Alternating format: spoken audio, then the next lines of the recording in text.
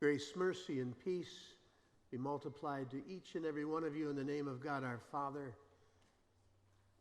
and our Good Shepherd, Jesus. There is only one truly good shepherd. He loves his sheep. He knows each one by name. He keeps track of their hurts and their whereabouts. He has hundreds, thousands, actually millions of sheep that he keeps by still, quiet waters and leads to lush green grass. Other sheep don't know this good shepherd. They're watched by a corporation that hires summer help and temps who fill in for a while in the pasture, but they tend to lose a lot of sheep.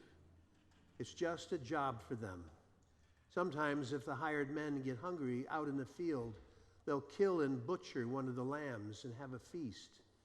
They tell their bosses that the lamb was eaten by wolves. Actually, when wolves do come around, these hired hands run away or climb a tree. They watch the sheep get torn apart and eaten alive. The rest of the sheep run away, and some are never found. The Good Shepherd's sheep, though, are safe. A few of them like to explore and wander away. The shepherd keeps them safe and always from steep mountain cliffs and deep sinkholes nearby. But worst of all, the wolf was out there. He had stolen hundreds of sheep from other flocks. He would sneak up on them, sometimes wearing a sheep's pelt to fool them and come in close. The shepherd had come face to face with the wolf before and stood his ground. But the shepherd knew just how deadly the wolf was. One day a little sheep got bored with the safety and security of the flock, being protected by the shepherd and his helpers. The flock was boring, and the shepherd's rules seemed so silly. He wanted to have fun. So he wandered away, not all at once, but little by little, taking strolls further and further away, discovering new and exciting areas near the woods. The shepherd could see him and knew what was happening, so he sent over a few other sheep to fetch him. The little sheep came back, angry and grumbling. The next week, the sheep's wanderings went even further. And when the shepherd saw him leaving the pasture, he sent 2 shepherd boys to find him and bring him back. But by that time, the sheep had climbed a bluff and fallen off a small cliff. Oh, bah, his front leg hurt terribly. But he managed to stand and limp over to the river and lean out for a drink. But his leg gave out. He fell forward into the water, and the current immediately swept him away. His thick wool became quickly saturated with water, and he began to sink so that only his nose was above the water. As he was floating down the river and under a fallen tree that stretched across it, 4 hands reached down and grabbed the wool around his neck. It was the 2 shepherd boys who had followed his tracks and saw him fall into the river. They ran ahead to try to catch him, and now they used every muscle they had to pull him over to the bank where the sheep's feet could stand on the rocks. His heart was pounding quickly as he lumbered onto the dry land, soaking, heavy, wet, and coughing up water. The shepherd boys were cheering and shouting, glad that the little sheep was alive. They dragged the wet sheep back to the fold, where the shepherd put his arms around him and hugged him joyously and tightly. The river rocks and thistles had cut the sheep's legs, which bled over much of the sheep, and he was covered with mud. So the shepherd washed it all away, so the wool would be white. The good shepherd dried him off, pulled off the burrs and thistles, and set his broken leg. The shepherd carried him on his shoulders for weeks and kept him close to his side until the little sheep was strong and healed. But a while later, the little sheep saw some of the other sheep heading off in a new direction, further and further into the woods. He began to run around with these new wild sheep, and they played games and they chased each other around the pasture and even through the edge of the forest. One day, as they were playing near the forest, He and a few others wandered right into the woods, exploring new sights and smells. It was dark and thickly wooded. And before long, the little sheep could see the other sheep no longer. He bleated to them, but he heard no reply. He turned to go back to the direction from which he came, but suddenly noticed that there was no path, and he was all turned around. He was lost. Soon he was terrified and frantically began running, but he stumbled on a fallen sapling and again hurt his front leg. As he looked through the trees, he could see a lighted area far off in the distance, so he headed toward the light. Unfortunately, it would turn out to be merely a clearing in the woods where the wolves lived. From the other side of the pasture, the shepherd had seen the sheep wander into the woods, and he was already on his way, running as fast as he could. He passed 3 sheep coming out of the forest, but the little sheep wasn't with them. So the shepherd ran right by them into the woods, carrying his rod and staff. He ran and ran, getting cut bloody across his arms and face from the thorns and thistles. He ran without stopping straight into the clearing, where he could hear the desperate, hysterical bleating of the little sheep. As the shepherd walked up a hill to the clearing, he could see a huge gray wolf standing over a crevice in the rock, where the little sheep had fallen in at the edge of a huge cliff. The wolf, snarling a blood-curdling growl, was so focused on the sheep that he didn't even notice the shepherd, who crept up quickly behind him. The shepherd swung his heavy rod and squarely hit the wolf on the side with a hollow thump that sent him howling and rolling down the hill.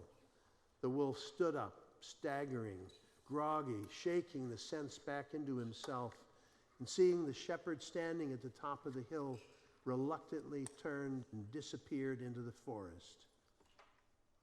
The shepherd hurried to see his beloved sheep wedged between the rock, a few feet down a narrow crevice at the edge of an enormous cliff. The sheep was awkwardly twisted on his side and unable to find any footing. The shepherd lay down next to the very edge and reached down with the crooked end of his staff and squeezed it between the sheep and rock. He turned the staff so the crook was now under the frightened, bleating sheep and caught him just behind his front legs. The shepherd pulled and pulled to free the wedged-in sheep, slowly up out of the crevice. The veins seemed almost to pop out of his face and neck, and he struggled to pull up the sheep inch by inch until finally he was over the edge. The sheep stood up and began to stagger down the hill, just as a huge dark figure was crouched, silently watching, and now bounding up the hill toward the sheep. It was the wolf. The only visible sight was his curled, snarling lips exposing long, sharp teeth. As the fangs were about to clamp down around the sheep, out of nowhere came the shepherd, who deliberately moved between wolf and sheep. The powerful, deadly jaws of the wolf snapped shut, but not on the sheep, but firmly around the throat of the shepherd. As they all fell to the ground, the shepherd's hand reached out for his rod, and with a mighty blow, it came down across the wolf's head, causing him to release his deadly hold, yelping loudly. The wolf ran wildly away, with his tail between his legs. But now, a wounded animal, he was all the more dangerous. The shepherd coughed and gagged, but stood up on his feet. He reached down to the terrified sheep, picked him up, and placed him on his shoulders, heading back to the flock. As the shepherd carried the sheep down the hill, out of the clearing, through the valley of shadows, through the forest, to the light of the pasture land, the little sheep could see a trail they were leaving behind. The red, dark markings were painted on every twig and branch the shepherd brushed past. The sheep twisted his head around, and now coming out of the woods and into the sunlight, peered down at the face of the good shepherd. The shepherd's neck and robe were covered in blood, saturated through to his skin. right down to the bottom hem of his robe.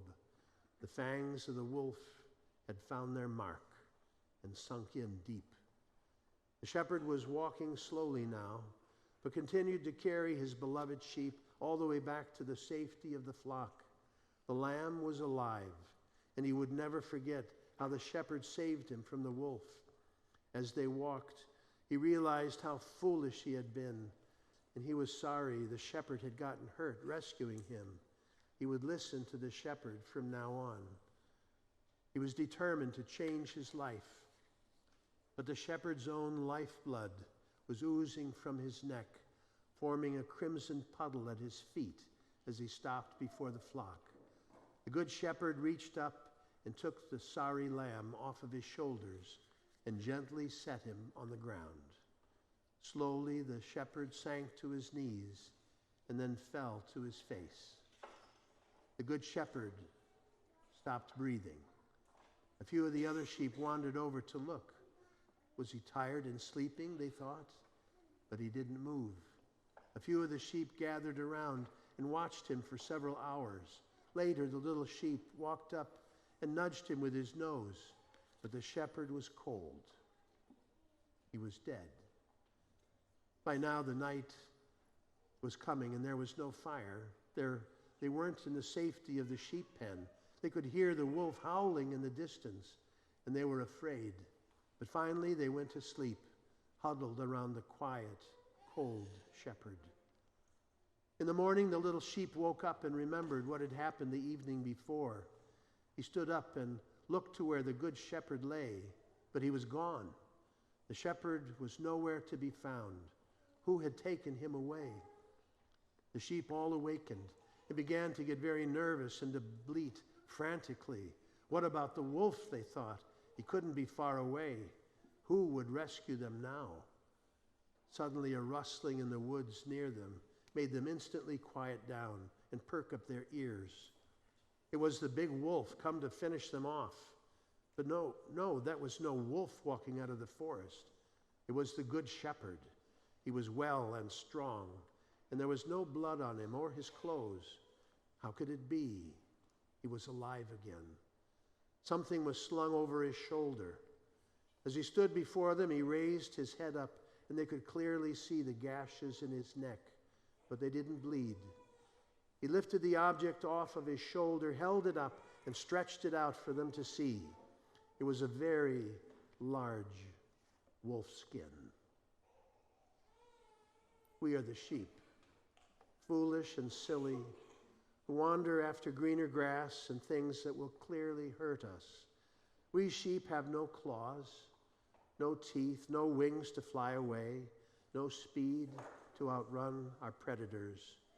We have only the good shepherd and the safety of the flock in which he places us. Amen.